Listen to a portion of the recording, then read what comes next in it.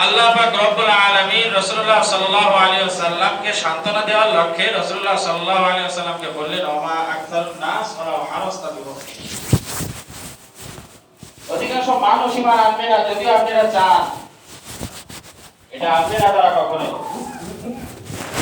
এটা আজ থেকে 1450-1500 বছর আগের ইতিহাস, কিছুকাল পূর্বের ইতিহাস।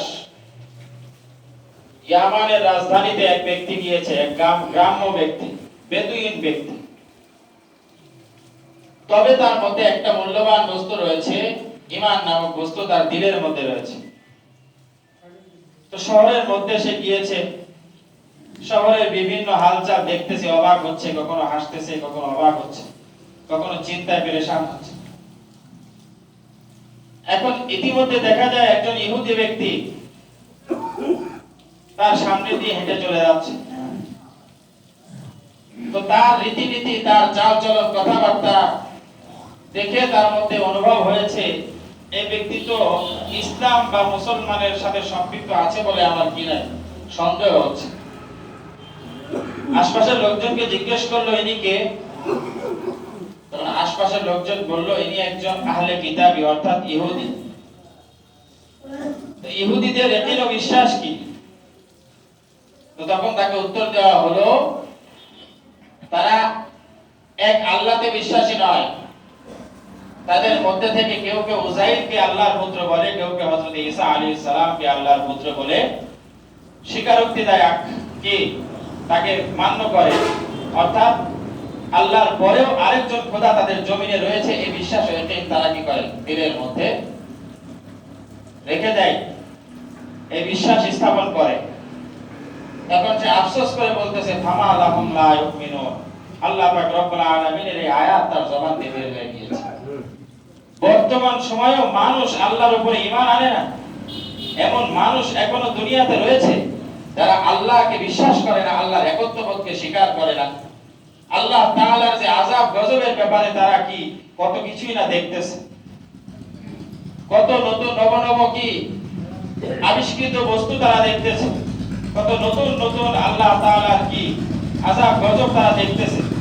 আল্লাহ পাক রব্বুল আলামিনের সৃষ্ট বস্তুদের মধ্যে থেকে কত শক্তি তারা দুনিয়ার মধ্যে প্রকাশ হতে দেখতেছে। এরপরও কি তাদের বিশ্বাস হয় না যে এদের থেকেও মহাশক্তিধর একজন উপরে রয়েছে, এর থেকেও বড়, এদের থেকেও বড় ক্ষমতাধর একজন উপরে রয়েছে, এদের থেকেও বড় আবিষ্কারক একজন আমাদের উপরে কি রয়েছে, দায়িত্ব প্রাপ্ত রয়েছে। এরকম দুনিয়ার ছোট ছোট শাস্তি দেখে আমরা কত অবাক হই, এর থেকেও বড় শাস্তি দেনেওয়ালা উপরে রয়েছে, এই বিশ্বাস এখনো মানুষ করে না। হায় আফসোস, এই কথা বলতেছে আর নিজের শরীরের মধ্যে নিজে কি করতেছে, কামড়াকামড়ি করতেছে। কত বড় আফসোসের কথা হতে পারে যে বর্তমান সময়ে এসেও মানুষ কি করে না, আল্লাহর উপরে বিশ্বাস করে না, আল্লাহর আযাব গজবকে ভয় করে না। তামা আকসারুন নাস ওয়ালাউ হারাসতা বিমুমিনিন। রাসূলকে আল্লাহ পাক রব্বুল আলামিন বলতেছে যে আপনি কি করবেন না, অধিকাংশ মানুষের উপরে বেশি আশা করবেন না। কারণ মানুষ এটা বোঝে, সকলে এই কথা বলতেছে যে যারা মুসলমান বা ঈমানদার কিঞ্চিত পরিমাণে ঈমান আছে এমন কেউ নাই যে এটা বিশ্বাস করে না যে তার সাথে সর্বদা কি রয়েছে, সর্বদা ফেরেশতারা তার সাথে উপস্থিত রয়েছে। সে যে কাজই করতেছে, ভালো কাজ করুক আর খারাপ কাজ করুক, হারাম খাক আর হালাল খাক, বৈধ কাজের মধ্যে লিপ্ত হোক আর অবৈধ কাজে লিপ্ত হোক, দান সৎকার করুক, দান সৎকার না করুক, যত কাজই করুক না কেন, সত্য বলুক মিথ্যা বলুক, সব কিছু লিপিবদ্ধ করার জন্য কি রয়েছে, তার সাথে ফেরেশতারা উপস্থিত রয়েছে। কত জায়গায় তো আল্লাহ পাক রব্বুল আলামিন বলে দিয়েছেন আস-সামা'i ওয়াত-তারিক ওয়া মা আদরাকা মাত-তারিক আন-নাজমুত তাকিব ইন কুল্লু নাফসিন লাম্মা আলাইহা হাফিজ।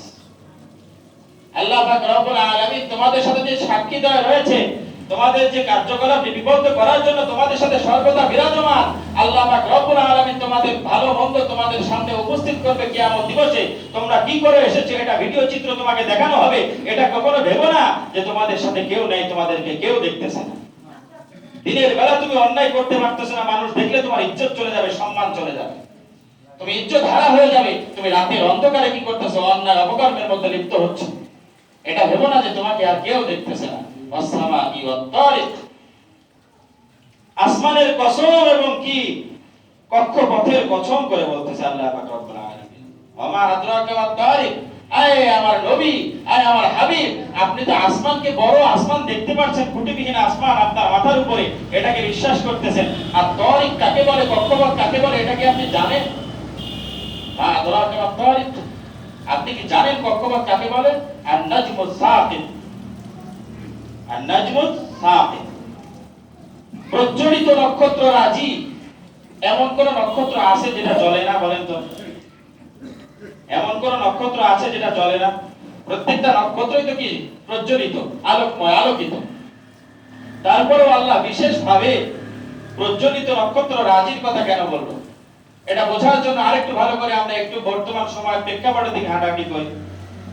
বিশেষ করে যারা এক দেশ থেকে আরেক দেশে জাহাজে সফর করে, পানির যে যানবাহন রয়েছে, পানিবাহী যে যানবাহন রয়েছে, এই যানবাহনে তারা কি করে সফর করে, তারা কি দেখে সফর করে বলেন তো?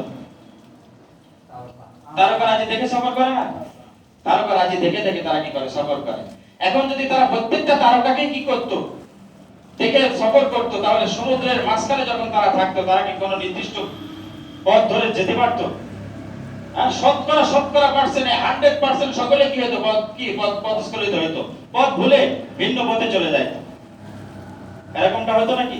কিন্তু এর মধ্যেও তারা কিছু তারকাকে কি করে নিয়েছে, বাছাই করে নিয়েছে। যেমনটা পূর্বের যুগে কি নক্ষত্র পূজারী যারা ছিল, তারা বাছাই করে নিয়েছে যে শনিবারে এই তারকাটা বেশি জ্বলে, এটাকে পূজা করতে হবে। রবিবারে এই তারকাটা এই সাইডে কি প্রজ্বলিত হয়, এটা সেজদা করতে হবে। সোমবারে এই তারকাটা কি হয়, অমুক জায়গায় ওঠে, এটার কারণে আমাদের উপরে বৃষ্টি বর্ষণ হবে, এজন্য এটাকে কি করতে হবে, দুধ কলা দিয়ে পূজা করতে হবে। মুশরিক যারা শিরক করেছে, নক্ষত্র পূজারী, এরকম বিভিন্ন তারকাকে তারা কি বিভিন্ন দিনে তারা নির্ধারণ করে এটাকে পূজা করেছে।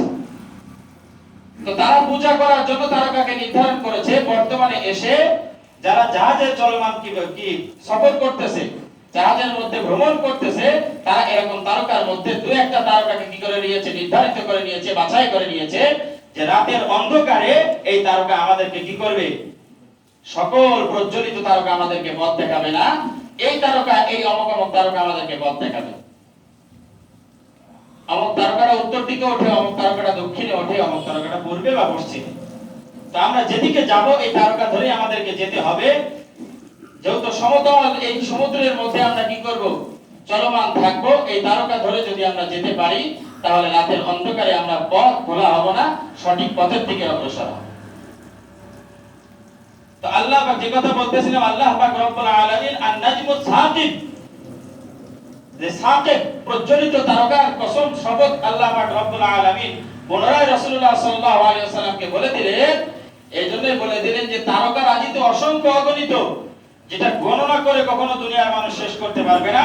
এর মধ্যেও অধিক প্রজ্বলিত কিছু তারকা রয়েছে। এই প্রজ্বলিত তারকা রাজির শপথ করে বলতেছি, ওয়া ইন্না আলাইকুম লাহাফিজ,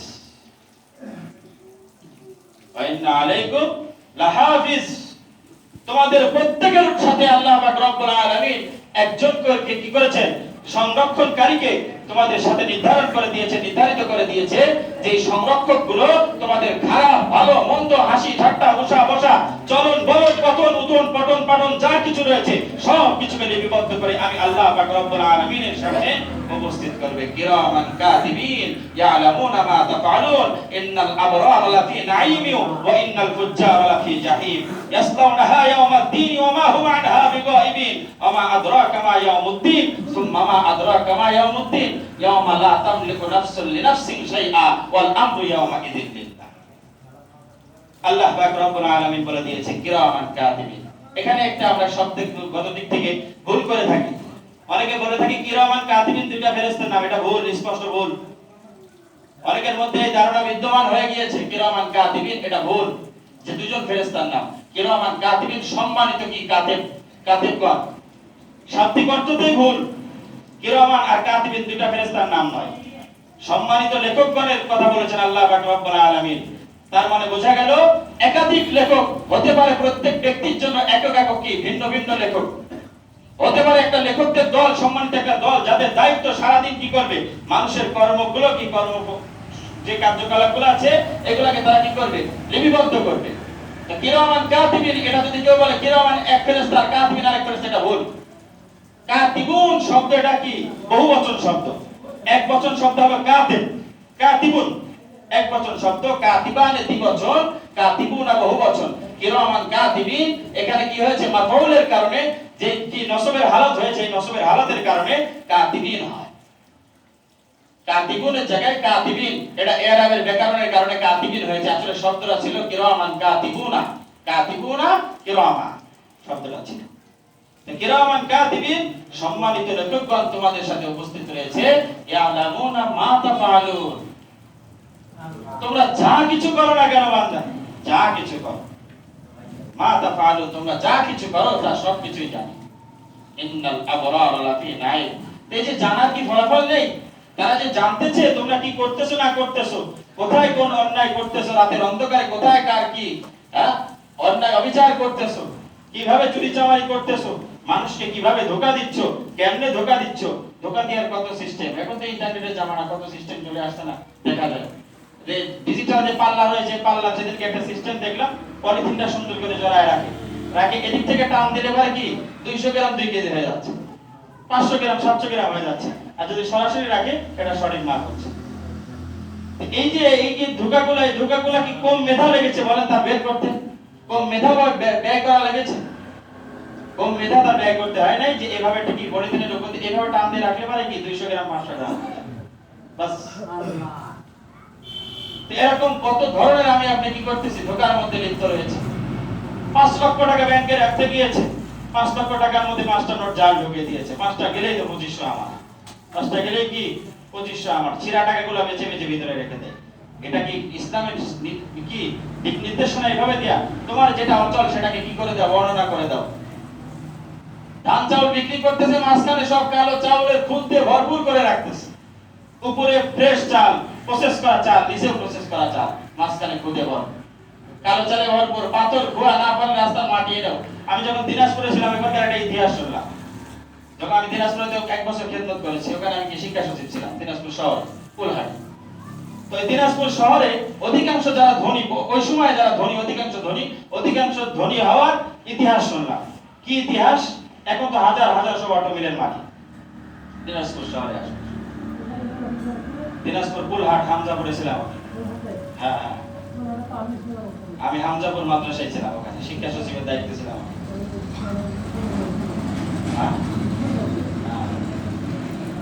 যাই হোক, যে কথা বলতেছিলাম, অধিকাংশ মানুষের এই ধনী হওয়ার ইতিহাস শুনলাম। বেশ কয়েকজন নির্ধারিত মানুষের ধনী হওয়ার ইতিহাস শুনলাম। কিভাবে? তারা মাছের খাবার বিক্রি করত, মাছের খাবার বিক্রি করত। এই সময় ট্রানজিট রোড হচ্ছে না, ট্রানজিট রোড ইন্ডিয়া থেকে সরাসরি যে বাংলাদেশে একটা ট্রানজিট রোড হচ্ছে, এই রোডের যে আশপাশে যে মাটিগুলা টাকা পড়তো, একটা মাটিও রাতের অন্ধকারে কি থাকতো না, মাটির জায়গায় মাটি থাকতো না, সবগুলা মাটি তারা উঠায় নিয়ে আসতো। উঠায় নিয়ে এসে তুষকে যে পালিশ করে না, এই তুষ পালিশের সাথে মাটিগুলা মিশ্রণ করত। এই মাটিগুলাকে মিশ্রণ করে এই তুষের সাথে এই মাটিকেও পালিশ করে, পালিশের সাথে কি করতে, মাছের খাবারের সাথে মিক্সার করে এটা বস্তাজাত করে এটাকে বাজারজাত করত। বাজার থেকে যে মাছের খাবার নিয়ে যেত, সেটা দেখতেছে না মাটি না তুষ, তার মধ্যে কি 3 ভাগের 1 ভাগ মাটি 2 ভাগ তুষ। এই 3 ভাগের 1 ভাগ মাটি 2 ভাগ তুষ, এটা তো তারা পানির মধ্যে গিয়ে মাটির নিচে কি করবে, ছেড়ে দেবে। মাটির নিচে যখন ছেড়ে দিবে, পানির নিচে মাটি, মাটির জায়গায় মাটি, মাছের খাবার, স্বল্প খাবারের জায়গায় মাছের খাবার, বাস শেষ। প্রতি নাইট এরকম লক্ষ লক্ষ টাকা তারা কি করেছে, এইভাবে তারা লক্ষ লক্ষ টাকা এই বিজনেস করে তারা আজকে ওই দিনাজপুর অঞ্চলের মধ্যে 2-1 খবর নিলাম যে তারা আজকে কোটি, এমনও ব্যক্তি শুনেছি 600 কোটি টাকার মালিক, 800 কোটি টাকার মালিক। তাদের এখন এত বড় বড় বিজনেস যে যে কোম্পানি রয়েছে, এই কোম্পানির মাসিক কারেন্ট বিল আসে 30 থেকে 35 লাখ টাকা। কারেন্ট বিল আসে, শুধু কারেন্ট বিল, বিদ্যুৎ বিল দিতে হয় তাদের 30 থেকে 35 লাখ টাকা। এত বড় কি কোম্পানির মালিক তারা। কিভাবে হলো শুরুতে, এটা কি দেখেছি? তো আমি যে খাবারটা বিক্রি করব, এই খাবারটা দোষ গুণ উভয়টাই আমাকে কি করতে হবে, বর্ণনা করতে হবে। আমি যে কাপড়টা আমি কি করব, এই কাপড়টা কথার কথা আমি আপনার কাছে বিক্রি করব, কোথায় এই কাপড়ের পিঁপড়া খাওয়া আছে, কোথায় কি আছে, মাকড়সা দাগ রয়েছে, কোথায় ত্রুটি বিচ্যুতি রয়েছে, কোথায় কি ফাড়া রয়েছে, কোথায় সুতা কম আছে, এটা পরিপূর্ণ আপনাকে বর্ণনা করতে হবে। অন্যথায় যদি আমি আপনাকে বিনা বর্ণনায় বিক্রি করি, তাহলে আপনার ফেয়ারে আইব রয়েছে। যারা মাসলার কিতাব, বিশেষ করে হেদায়েত শরীফ, কুদুরি শরীফ, এইসব কিতাব যারা পড়বেন, সেখান থেকে দেখবেন ফেয়ারে আইব। দোষ ত্রুটির ব্যাপারে তার কি রয়েছে, ইখতিয়ার রয়েছে। এই ইখতিয়ার কি করতে হবে, বর্ণনা করে দিতে হবে। যদি বর্ণনা না করে তাহলে ক্রেতা চাইলে পারবে কি দোষ ত্রুটি তার চোখে ধরা পড়লে সেটাকে ফেরত দিতে।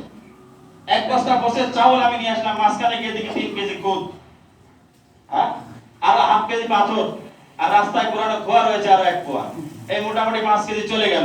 তাহলে আমার ইখতিয়ার রয়েছে, এই চাউল আমি কি করতে পারবো, বিক্রেতার কাছে সরাসরি সেই দামে ফিরে দিতে পারবো, সে ফিরে নিতে বাধ্য। অন্যথায় রাষ্ট্রীয়ভাবে যদি আমি তাকে কি করে মামলা করি, এই মামলা গ্রহণ করতে রাষ্ট্র বাধ্য থাকতে হবে। যদি শরিয়াত মোতাবেক, ইসলাম মোতাবেক যদি কি করে দেশ চলে, রাষ্ট্র চলে, সমাজ চলে, তাহলে মানতে হবে। তো যে কথা বলতেছিলাম, কিরামান কাতিবিন ইয়ালামুনা মা তাফআলুন, যা কিছু করো, মানুষকে যেভাবেই ধোঁকা দাও না কেন, সব করতেছে, কি করতেছে, লিখতেছে। তোমাকে তো কিছু কালের জন্য ছেড়ে দেওয়া হয়েছে, কিছু সময়ের জন্য তোমাকে অবকাশ দেওয়া হয়েছে। যখন নাটায়, ঘড়ির নাটায়টা কি করা হবে, উল্টা দিকে ঘোরা হবে না, ঘোরানো হবে না, তখন তুমি কি করতে হবে, তোমাকে এমনি তোমাকে আল্লাহ পাক রব্বুল আলামিনের কবজার মধ্যে এসে তোমাকে কি করতে হবে, দাঁড়াতে হবে। ইন্নাল আবরার লাফি, যে কথা বলতেছিলাম শুরুতে, ফলাফলটা কি হবে, ইন্নাল আবরার লাফি নাঈম, এত নিয়ামত দেয়া হবে যারা দুনিয়ার মধ্যে শরীয়ত মোতাবেক জীবন যাপন করবে, আর যারা দুনিয়ার মধ্যে আল্লাহ পাক রব্বুল আলামিনের বিধিবিধানকে অনুসরণ করে চলবে, দুনিয়ার মধ্যে যারা সাহাবাদের পদাঙ্ক অনুসরণ করবে, দুনিয়ার মধ্যে যারা উঠতে বসতে সর্ব জায়গায় রাসূলুল্লাহ সাল্লাল্লাহু আলাইহি ওয়াসাল্লামের জীবন চরিত্রকে কি করবে, মেনে চলবে, তাদেরকে এত নিয়ামত দেয়া হবে, ইন্নাল আবরার লাফি নাঈম, নিশ্চয় যারা কি ভালো কাজ করেনওয়ালা উত্তম ব্যক্তি, তারা নিয়ামতের মধ্যেই ডুবে থাকে। লাফি নাঈম, নাঈম, নাঈম, শুধু নাঈম, যেদিকেই তাকাবে সেদিকেই নিয়ামত। হ্যাঁ, ফ্লোরে তাকাবে এখানেও নিয়ামত, হ্যাঁ, ওয়ালে তাকাবে এখানেও নিয়ামত, এখানে স্বর্ণ খচিত নিয়ামত, ডানে তাকাবে, বামে তাকাবে, উপরে তাকাবে, নিচে তাকাবে, যেখানেই তাকাবে সেখানেই নিয়ামত।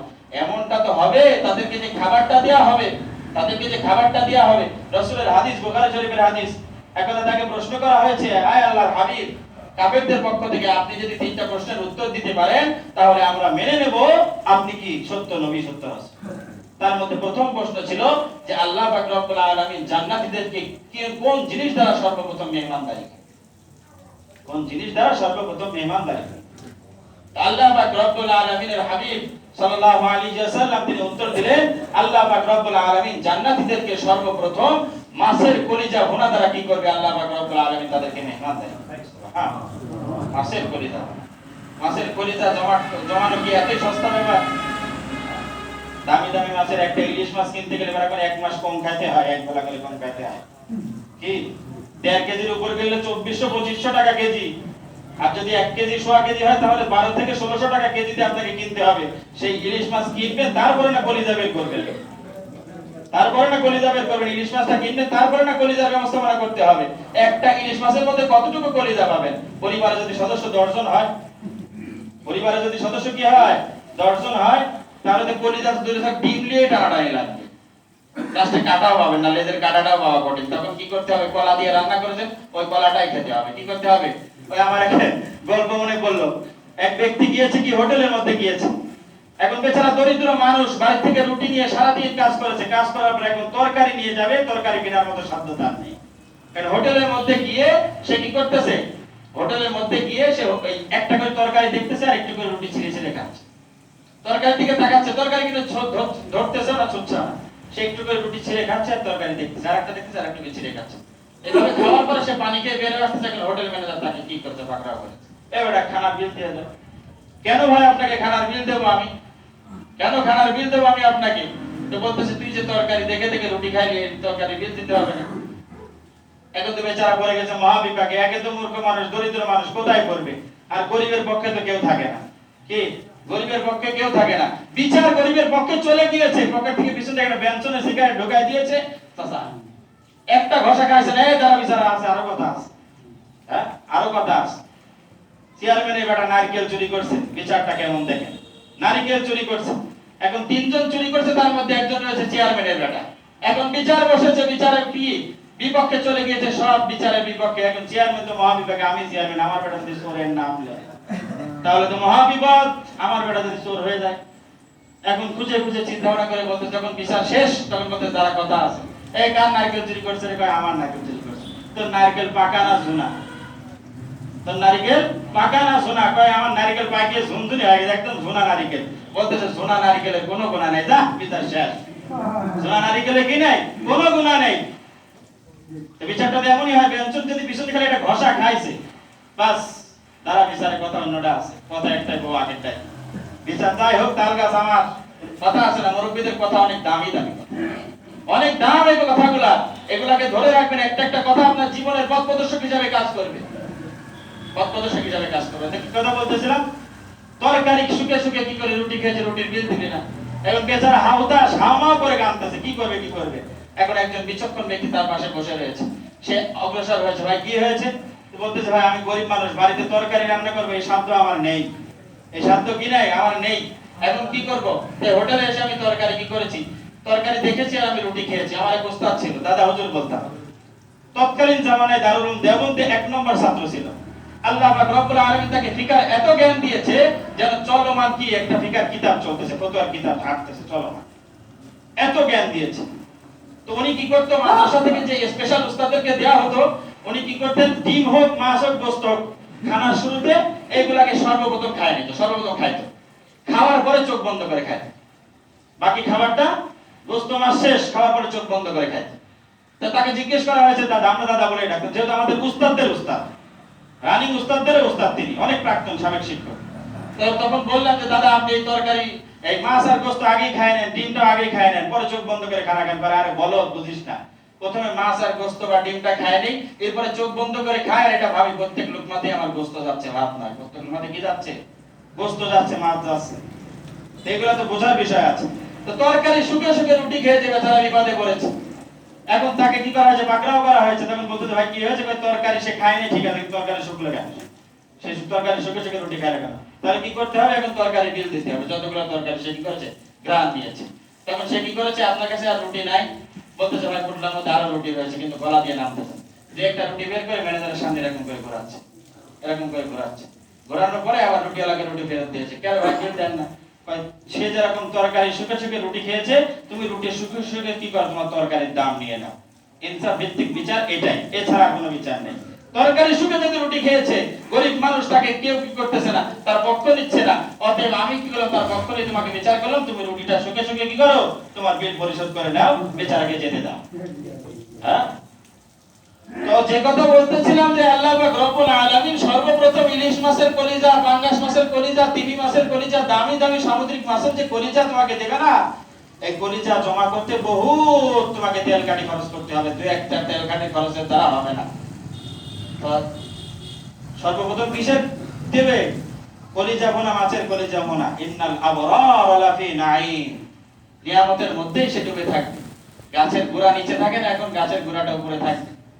ফলটা চাবায় খেতে মন যাচ্ছে না, যদি জুস হয়ে ঢুকতো আমার মুখের মধ্যে, বান্দা হা কর ক্যার ক্যার ক্যার ক্যার খেলে পড়তেই আছে। বড় বড় মেশিন, কফি মেশিন দেখে না, চার মেশিন, টিপ দেখে অটোমেটিক কাপ ভরে চলে আসে, অটোমেটিক গরম হয়ে আসতেছে, অটোমেটিক চা, অটোমেটিক দুধ চা, অটোমেটিক কফি চলে আসতেছে না। তো বান্দা তুই খালি হা করে বসে থাক, কিচ্ছু করা লাগবে না। দুনিয়াতে তো কিছু হলো কাজ করেছে, এখন জনম কি যুগ শ্রেষ্ঠ, তুই অলস হয়ে যাস, কোনো সমস্যা নেই। জগতের সর্বশ্রেষ্ঠ তুই অলস হয়ে যা, তোর মুখের মধ্যে খালি পড়তেই থাকবে। আর যদি কিরামান কাতিবিন, সম্মানিত লেখকগণ, তোমার লেখাটা বিপরীতে লিখে ফেলেছে, লাফি জাহিম, শুধু যেদিকেই তাকাবে সেদিকেই আগুন আর আগুন। তুমি উপরে তাকাও আগুন, নিচে তাকাও আগুন, ডানে বামে পিছনে সামনে, যেদিকে তাকাবে সেদিকে আগুন আর আগুন। সইবে কেমনে বান্দা, এতটুকু চিন্তা করো। এখন কথা হলো যে আয়াত নিয়ে শুরু করেছি, এখানেই তো পারলাম না, বাকি আলোচনা কখন করব। তো যাই হোক, সময় স্বল্পতার কারণে আপনারা দেরি করবেন না, আল্লাহ বাঁচায় রাখলে সামনে থেকে একটু আগে আগে আসবেন, কোন একটার মধ্যে আসলে সুবিধা হয়, একটু আলোচনাটা কি সামনের দিকে অগ্রসর করা, ফিনিশিং দেওয়াটা সুবিধা হয়। যাই হোক, যতটুকু হয়েছে আমি আপনি এতটুকুর মধ্যে যদি শিক্ষণীয় কোনো বিষয় থাকে, তাহলে আল্লাহ পাক রব্বুল আলামিন আমাদের সকলকেই শিখার, বুঝার এবং তদ অনুযায়ী আমল করার তৌফিক দান করুক। সকলেই বলি আমিন।